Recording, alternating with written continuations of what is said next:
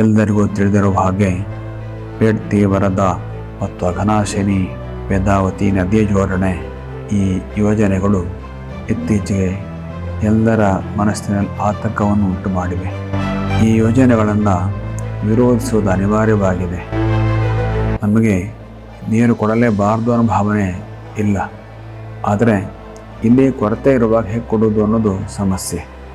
ಮತ್ತು ಈ ಯೋಜನೆ ಜಾರಿಯಾದರೆ ಘಟ್ಟದ ಕೆಳಗಿನ ಕೃಷಿ ಭೂಮಿಗಳೆಲ್ಲ ಕೃಷಿ ಯೋಗ್ಯತೆಯನ್ನು ಕಳೆದುಕೊಳ್ಳೋ ಅಪಾಯ ಇದೆ. ಹಾಗೆ ಮೀನುಗಾರಿಕೆಗೆ ತುಂಬ ಅಪಾಯ ಇದೆ. ಘಟ್ಟದ ಮೇಲಿನ ಪ್ರದೇಶಗಳಲ್ಲಿ ಅನೇಕ ಕಡೆಗಳಲ್ಲಿ ಸುರಂಗಗಳು ಮತ್ತು ಕಾಲುವೆಗಳ ನಿರ್ಮಾಣ ಆಗುವುದರಿಂದ ಭೂಕುಸಿತದ ಅಪಾಯ ತುಂಬ ಇದೆ ಅನ್ನೋದನ್ನು ಈಗಾಗಲೇ ತಜ್ಞರು ಹೇಳಿದ್ದಾರೆ. ಇನ್ನೂ ಅನೇಕ ಅಪಾಯಗಳು ಈ ಯೋಜನೆಯಿಂದ ಆಗ್ತವೆ.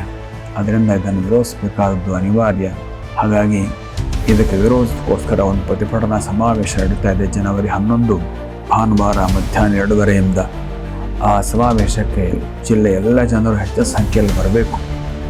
ಸರ್ಕಾರ ಈಗ ಬೇಡ್ತಿ ವರದಾ ಯೋಜನೆಗೆ ವಿಸ್ತೃತ ಯೋಜನಾ ಅವರ ಸಿದ್ಧತೆ ಮಾಡುವ ಪ್ರಯತ್ನದಲ್ಲಿದೆ. ಈಗ ವಿರೋಧಿಸುವುದಕ್ಕೆ ಸಕಾಲ. ಹಾಗಾಗಿ ಎಲ್ಲರೂ ಈ ಸಮಾವೇಶಕ್ಕೆ ಹೆಚ್ಚಿನ ಸಂಖ್ಯೆಯಲ್ಲಿ ಬರಬೇಕು.